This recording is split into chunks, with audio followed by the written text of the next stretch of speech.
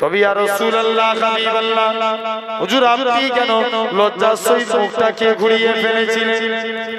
ও যুবকেরা, আল্লাহ নবী কি জানিয়েছিলেন? ও বাবা সাহাবীরা শুনে রেখে দেন, কেননা আমার হযরতে বিলাল ছিল কালো। বিলাল কালো বলে সাহাবা ভাইরা বিলালের সঙ্গে মুসাফা করে না, মুআনাকা করে না। হযরতে বিলালের অন্তরে দুঃখ হয়, আল্লাহ আপনি আমায় কালো করেছেন বলে সাহাবা হুজুরা আমার সঙ্গে মুসাফা করে না, মুআনাকা করে না। হযরতে বিলালের মনে দুঃখ হয়ে যায়।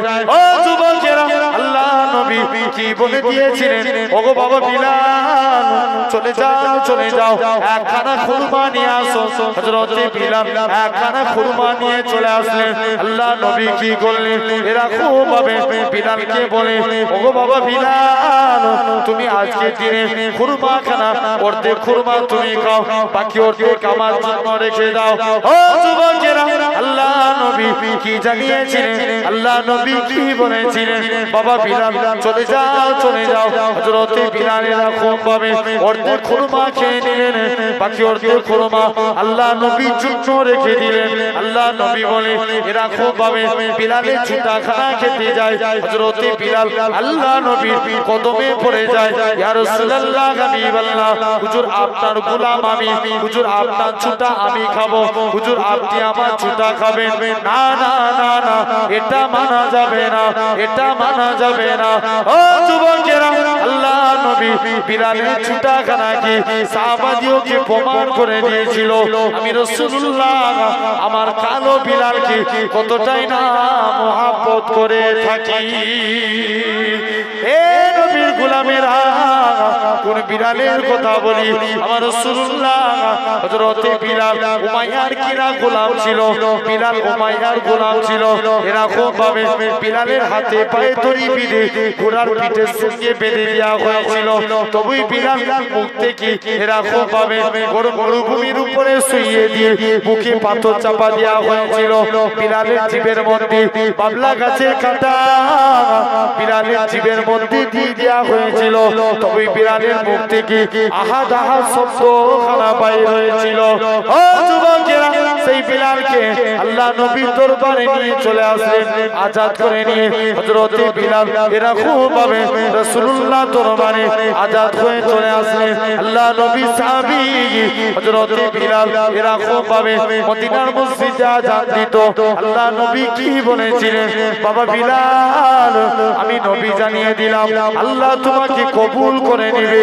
ও যুবকেরা, বলো তো দেখি বিলালের আল্লাহ কত কণ্ঠস্বর খানা বাড়িয়েছি, কারণ মদিনার মসজিদের ইমাম ছিল আমার রাসূলুল্লাহ, কিন্তু মুয়াজ্জিন ছিল জোরে বলো বিলাল। এ জোয়ান যুবকেরা, বিলাল আজান খানা দিত। কিছু সাহাবারা আল্লাহ নবীর দরবারে নালিশ করে দিল, ইয়া রাসূলুল্লাহ হাবিবাল্লাহ, বিলালের আজান খানা আমাদের পছন্দ হয় না, কেননা বিলালের কথা খানা জড়িয়ে যায়। আল্লাহ নবী বিলালকে আজান দেয়া থেকে মানা করে দিলেন। এ জোয়ান যুবকেরা, আল্লাহ নবী বলে দিলেন, বিলাল বাবা তোমায় আর আজান দেয়া লাগবে না, তোমার আজান কেউ নাকি বরখাস্ত করেছে বাবা। হযরতে বিলাল এরা খুব ভাবে পরের দিন চলে আসে বাড়িতে, এসে তাহাজ্জুদের টাইমে আমার আল্লাহর কাছে কেঁদে কেঁদে দোয়া করেছিলেন, আল্লাহ পাক গলা দেওয়ার মালিক তুমি, সম্মানের মালিক তুমি। আল্লাহ আজানের মধ্যে যদি আশহাদু আন্না মুহাম্মাদুর রাসূলুল্লাহ এই কথাটা না বলতে পারি, আমি বিলাল বুক ফেটে মারা যাব। আল্লাহ আজকের দিনে আমি বিলাল, কালো কোরআন মালিক তুমি, সম্মানের মালিক তুমি। আল্লাহ আজকের দিনে যদি আমি বিলাল এই কথাখানা না বলতে পারি, বুক ফেটে মারা যাব। হযরত বিলাল হাওয়া করে কাঁদে, আল্লাহ তোমার দরবারে মামলা দায়ের করে দিলাম। পরের দিন ফজরের টাইম হয়ে যায়, বিলাল আর মদিনার মসজিদে যায় না, কে আজান খানা দিবে। পরের দিন এরা খুব ভাবে ফজরের টাইম চলে আসে, মদিনার মসজিদে আজান খানা হয় না। আমার আল্লাহ পাক জিবরাইল আমিনকে পাঠিয়ে দিলেন, এ হযরত জিবরাইল চলে যাও চলে যাও, আমার রাসূলুল্লাহকে জানিয়ে দাও ওই কালো বিলালের আজানটাকে আমি আল্লাহ কবুল করে নিয়েছি।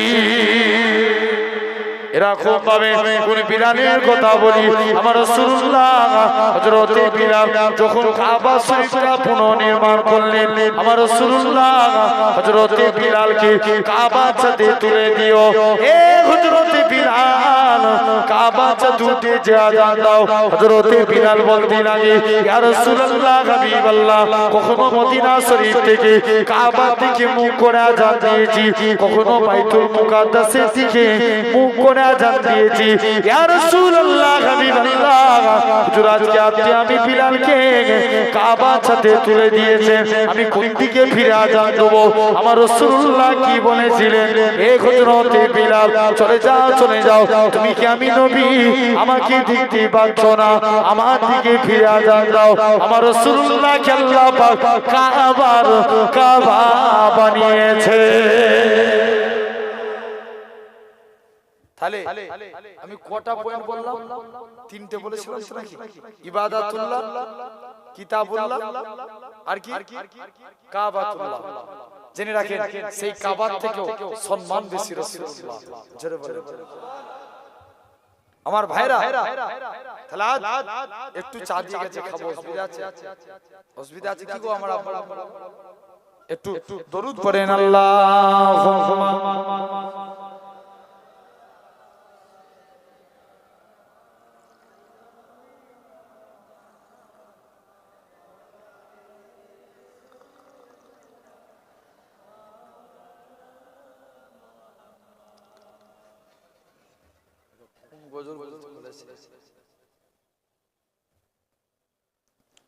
ইয়া নবী মুহাম্মদ ইয়া রাসূল মুহাম্মদ তুমি মোর সাফায়া তুমি মোর সাফায়া জোরে বলবেন না সুবহানাল্লাহ আরেকটু জোর করে হবে না ইয়া নবী মুহাম্মদ ইয়া রাসূল মুহাম্মদ তুমি মোর সাফায়া তুমি মোর সাফায়া ইয়া নবী মুহাম্মদ ইয়া রাসূল মুহাম্মদ তুমি মোর সাফায়া তুমি মোর সাফায়া পেলে দিদার একটিবার তোমাকে খোদার কসম কলিজার খুন দিয়ে তখন ধোয়াবো তোমার কদম জোরে বলবে না পেলে দিদার একটিবার তোমাকে খোদার কসম কলিজার খুন দিয়ে তখন ধোয়াবো তোমার কদম ওয়েস কুরুনি দেখেনি ভাঙে ইসকে সকল দাম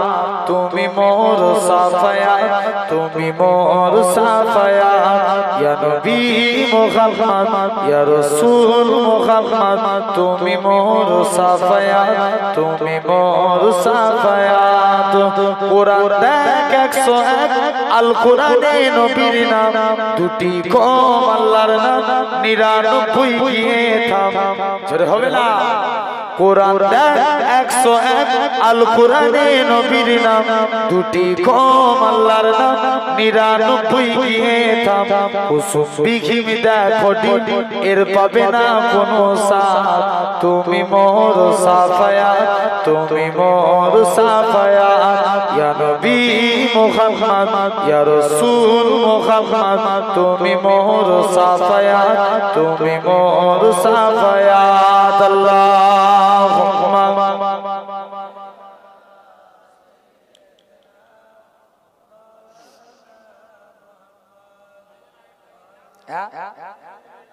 এখন ওয়াজ শুনবে না কোনটা চাঁদ বলে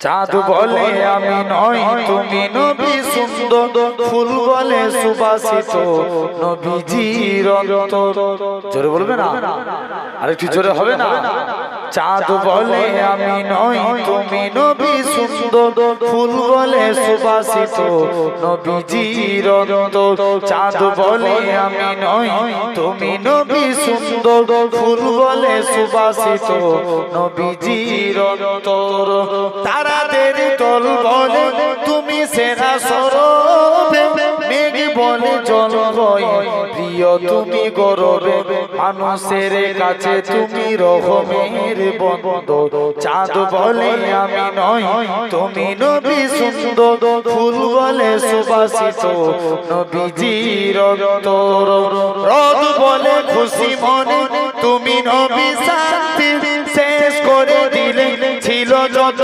ভক্তি রোদ বলে খুশি মনে তুমি নবী শান্তি শেষ করে দিলে ছিল যত ভক্তি রাত বলে নূর ছিল নবীজির দৃষ্টিতে দিন বলে তুমি সেরা মাবুদের সৃষ্টিতে আলোময় করো তুমি পৃথিবীর অন্তর চাঁদ বলে আমি নই তুমি নবী সুন্দর ফুল বলে সুবাসিত নবীজির অন্তর চাঁদ বলে আমি নই তুমি নবী সুন্দর ফুল বলে সুবাসিত নবীজির অন্তর আরবের পথ বলে তুমি ছিলে মুক্তি বয়ে দিলে ধরণীতে বায়ু তাপ স্বস্তি আরবের পথ বলে তুমি ছিলে মুক্তি বয়ে দিলে ধরণীতে বায়ু তাপ স্বস্তি মদিনার বাতাসেরা এসে বলে বাংলা আকাশের সুখ নামে প্রতিদিন রোজায় ভরে যায় সাকিনাতে মদিনার প্রান্ত চাঁদ বলে আমি নই তুমি নবী সুন্দর ফুল বলে সুবাসিত নবীজির